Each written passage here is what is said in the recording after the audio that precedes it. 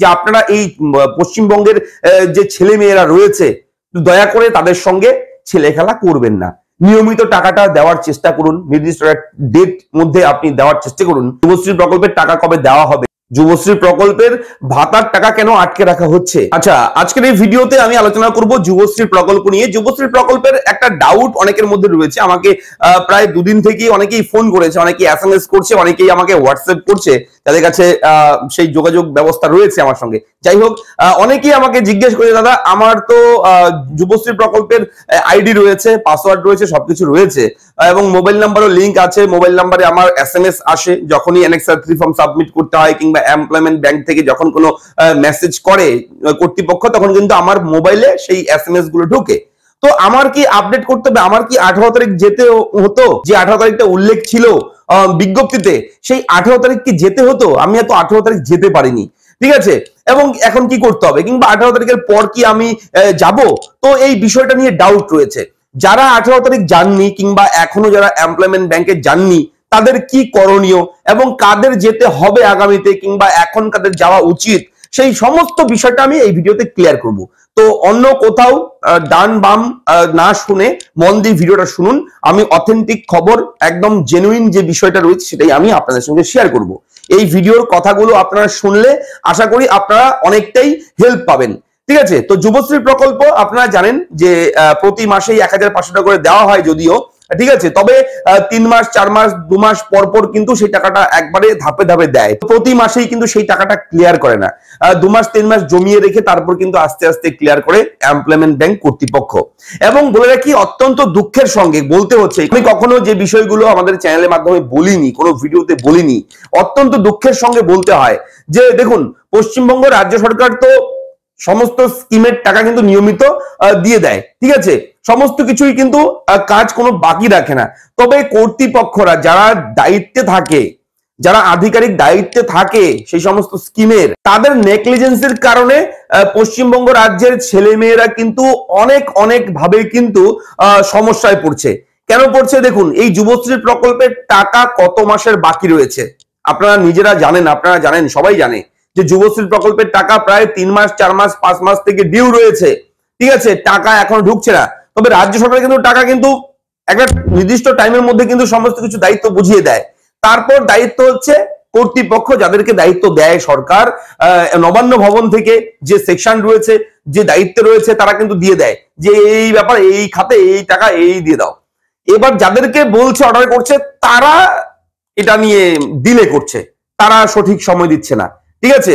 এবং এতে কি হচ্ছে, পশ্চিমবঙ্গ রাজ্য সরকারের বদনাম হচ্ছে, গভর্নমেন্টের বদনাম হচ্ছে কিছু আধিকারিকদের জন্য, ঠিক আছে। এটা বুঝতে অসুবিধা হয় না আমাদের, আমরা সবাই জানি, সবাই বুঝি, ঠিক আছে, সবাই আজকাল কেউ বোকা নয়, আমরা সবাই আজকাল বুঝি সবকিছুই।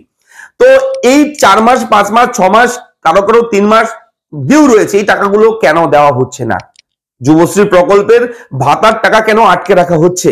এই বিষয়টা কিন্তু খুবই খারাপ লাগার মতো কথা এবং ক্ষুব্ধ হওয়া স্বাভাবিক। ছেলেমেয়েরা অনেক রেগে যাচ্ছে, অনেকের মনের মধ্যে ক্ষোভ রয়েছে, ঠিক আছে, টাকা নিয়মিত দিচ্ছে না, অন্যান্য স্কিমের টাকা দিচ্ছে, তো এই স্কিমের টাকা কেন আটকে রেখেছে গভর্নমেন্ট? গভর্নমেন্ট টাকা আটকে রাখেনি, ঠিক আছে, গভর্নমেন্টের যারা দায়িত্বে রয়েছে, আধিকারিক যাদেরকে দায়িত্ব দেওয়া হয়েছে, তারা এটা করছে, ঠিক আছে, এটা হচ্ছে স্পষ্ট কথা। তো এটা আপনারা ক্লিয়ার করে বুঝে রাখুন। গভর্নমেন্ট কিন্তু টাকা দিয়ে দিচ্ছে, কিন্তু টাকাটা পাঠানোর জন্য অর্ডার করেছে কাউকে গভর্নমেন্ট, যে এই তুমি এই টাকা, এই ডিস্ট্রিক্টের টাকাগুলো ডিসপার্স করে দাও, টাকাগুলো দিয়ে দাও। এবার সে টাকাটা ডিলে করছে, তো এইভাবে প্রবলেম গুলো হচ্ছে। তো যাই হোক, খুব শীঘ্রই আশা করি সেই টাকাগুলো দেওয়া হবে। এ মাসে তো শেষের দিকেই প্রায়, এ মাসে আর কবে দেবে টাকা? আগামী মাস ফার্স্ট উইক আমরা অপেক্ষা করতে পারি, করার কিছু নেই, অপেক্ষা করা ছাড়া আমাদের অন্য কোনো উপায় নেই। যেহেতু এই মুহূর্তে কোনো রকম আপডেট আমাদের কাছে আসেনি, সেহেতু নির্দিষ্ট কোনো ডেট তারিখ সময় আমি কিন্তু বলতে পারবো না, ঠিক আছে, ক্লিয়ার কাট কথা যেটা। তো এই যুবশ্রী প্রকল্পের যে আপডেট, যেটা নিয়ে আমি টপিকটা তুলছি ভিডিওর মাধ্যমে, যেটা বলবো আপনাদেরকে, সেটা হচ্ছে এই যে যুবশ্রী প্রকল্পের যে আপডেট, একটা নোটিফিকেশন জারি হয়েছিল গত 18 তারিখে, সেটা 18 তারিখে লাগু হয়েছে অফিসিয়াল ওয়েবসাইটে, সেটা হচ্ছে লগ ইন প্রসেস। আগে আমরা কি করতাম, লগ ইন করতাম, লগ ইন করলে আমাদের ইউজার আইডি পাসওয়ার্ড দিয়ে লগ ইন করতাম। তবে 18 তারিখ থেকে কিন্তু একটা নতুন আপডেট হয়ে গেছে, যেটা এখন আপনি চেক করে দেখতে পারবেন, যে OTP based log in process. অর্থাৎ আপনি ইবি নাম্বার দেবেন, তারপর আপনি পাসওয়ার্ড দেবেন, সঙ্গে সঙ্গে আপনার রেজিস্টার মোবাইল নাম্বারে একটা ওয়ান টাইম পাসওয়ার্ড আসবে। সেই ওয়ান টাইম পাসওয়ার্ডটা সঠিক জায়গা থাকবে লেখার, সেখানে বসাবেন, তারপর ক্যাপচা দিয়ে আপনি সাবমিট করলে আপনার প্রোফাইলটা লগ ইন হবে। এবার কথা হচ্ছে, এমন অনেক প্রার্থী আছে, আমরা অনেকেই এমন আছি যাদের মোবাইল নাম্বারটার মধ্যে SMS আসে না, কিংবা আগের মোবাইল নাম্বার নেই, মোবাইল নাম্বার লিঙ্ক নেই, মোবাইল নাম্বার আগেরটা হারিয়ে গেছে, নষ্ট হয়ে গেছে, ঠিক আছে, আগের মোবাইল নাম্বার আছে তবুও মেসেজ ঢুকছে না, হয়তো ডিসলিঙ্ক হয়ে গেছে, ডিলিঙ্ক হয়ে গেছে, যাই হোক বিভিন্ন সমস্যা রয়েছে মোবাইল নাম্বারে। সেহেতু যদি ওটিপি আমাদের ফোনে না আসে তাহলে কিন্তু আমরা আমাদের প্রোফাইলটাকে লগ ইন করতে পারবো না। সেহেতু কর্তৃপক্ষ বলেছে, এমপ্লয়মেন্ট ব্যাংক কর্তৃপক্ষ বলেছে 18 তারিখ থেকে লগ ইন করতে হলে ওটিপির মাধ্যমে লগ ইন করতে হবে। সেহেতু যাদের মোবাইল নাম্বারে ওটিপি আসছে না, মোবাইল নাম্বারে কোনো সমস্যা রয়েছে, ঠিক আছে, প্রোফাইলের সঙ্গে, তাদেরকে বলা হচ্ছে আপনারা আপনাদের এমপ্লয়মেন্ট ব্যাংক অফিস যে রয়েছে, এক্সচেঞ্জ অফিস যেটাকে বলা হয়, সেই এক্সচেঞ্জ অফিসে যাবেন, আপনার ইবি নাম্বারটা নিয়ে যাবেন, ঠিক আছে, ইবি নাম্বার নিয়ে যাবেন, একটা আইডি প্রুফ নিয়ে যাবেন, তাহলে আপনাকে সেখান থেকে নতুন নাম্বারটা লিংক করে দেবে। আপনার যে বর্তমান যে ফোন নাম্বারটা আছে, আপনি যেটা চাচ্ছেন যে এখন থেকে যাতে করে যুবশ্রী প্রকল্পের SMS সমস্ত আপডেট আমার এই নাম্বারে আসুক, নতুন ফোন নাম্বারটা আপনি সেখানে দেবেন, কর্তৃপক্ষ কয়েক মিনিটের মধ্যে আপনার আইডির সঙ্গে সেই নতুন মোবাইল নাম্বারটাকে লিংক করে দেবে, এবং এর পরবর্তী সময় থেকে আপনি কিন্তু খুব সহজে ওটিপির মাধ্যমে লগ ইন করতে পারবেন। যাদের কাছে এই সমস্যাটা আছে, প্রোফাইলের ওটিপি আসছে না মোবাইলে, তাদের জন্য বলা হচ্ছে এটা। তাছাড়া যদি আপনার মোবাইলে এমপ্লয়মেন্ট ব্যাংকের ওটিপি আসে কিংবা আপনার SMS আসে, তাহলে আপনার নিশ্চিন্তে থাকুন, আপনার দুশ্চিন্তা করার ব্যাপার নেই, আপনার কোথাও যেতে হবে না, বাড়িতে থাকুন, ঠিক আছে, আপনার এক্সচেঞ্জ অফিসে যেতে হবে না, আপনার প্রোফাইল তাহলে ঠিক আছে। এবং এর জন্য আপনি প্রোফাইলটাকে একবার লগ ইন করে টেস্ট করে দেখে নেবেন যে লগ ইন হচ্ছে কিনা আপনার। আপনি লগ ইনে গিয়ে আপনি ওটিপি দিয়ে আপনি কিন্তু লগ ইন করে চেক করে দেখে নেবেন, ঠিক আছে। তো আপডেট গুলো এইভাবেই আমরা প্রোভাইড করি আপনাদের সঙ্গে, একদম নিজের মতো করে, আমার মতো করে আমি বুঝিয়ে দেওয়ার চেষ্টা করি। যদি আপনাদের আমার কথাগুলো বুঝতে অসুবিধা হয়, কোথাও কোনো রকম ডাউট থাকে, আপনারা কমেন্ট করবেন, আমাকে জানাবেন, আমি অবশ্যই আপনাদেরকে সাহায্য করবো। আর হ্যাঁ আরেকটা কথা, যুবশ্রী প্রকল্পের টাকা কবে দেওয়া হবে এটা নিয়ে নির্দিষ্ট কোনো ডেট কিন্তু ডিক্লেয়ার করেনি এমপ্লয়মেন্ট ব্যাংক কর্তৃপক্ষ। এবং এমপ্লয়মেন্ট ব্যাংক কর্তৃপক্ষের উদ্দেশ্যে একটা কথা বলি, যদি ভিডিওটা পৌঁছায় তাদের কাছে, কারোর কাছে যদি পৌঁছায়, সেই কথাটা বলে রাখি যে আপনারা এই পশ্চিমবঙ্গের যে ছেলে মেয়েরা রয়েছে, দয়া করে তাদের সঙ্গে ছেলে খেলা করবেন না। নিয়মিত টাকাটা দেওয়ার চেষ্টা করুন, নির্দিষ্ট ডেট মধ্যে আপনি দেওয়ার চেষ্টা করুন।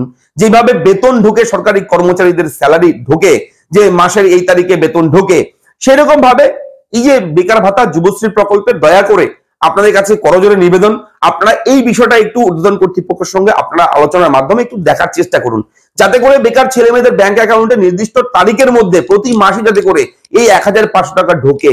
প্রচুর ছেলে মেয়ে এই 1500 টাকার আশায় অপেক্ষায় বসে থাকে, ওয়েট করে, ঠিক আছে।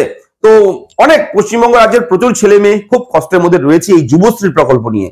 আমি নিজে, আমার অনেক প্রতিবেশী ভাই বন্ধুরা রয়েছে, আমার নিজের জানাশোনা অনেক ভাই বন্ধুরা রয়েছে যারা সেই 1500 টাকার উপরে মাসের শেষে অপেক্ষা করে যে কবে ব্যাংক অ্যাকাউন্টে আমার সেই টাকাটা ঢুকবে, ঠিক আছে, কবে আমি এই টাকাটা এই কাজে লাগাবো, ঠিক আছে, অনেক সমস্যার মধ্যে রয়েছে। যাই হোক, এই ভিডিওটা অবশ্যই শেয়ার করবেন যাতে করে সবার কাছে পৌঁছায়।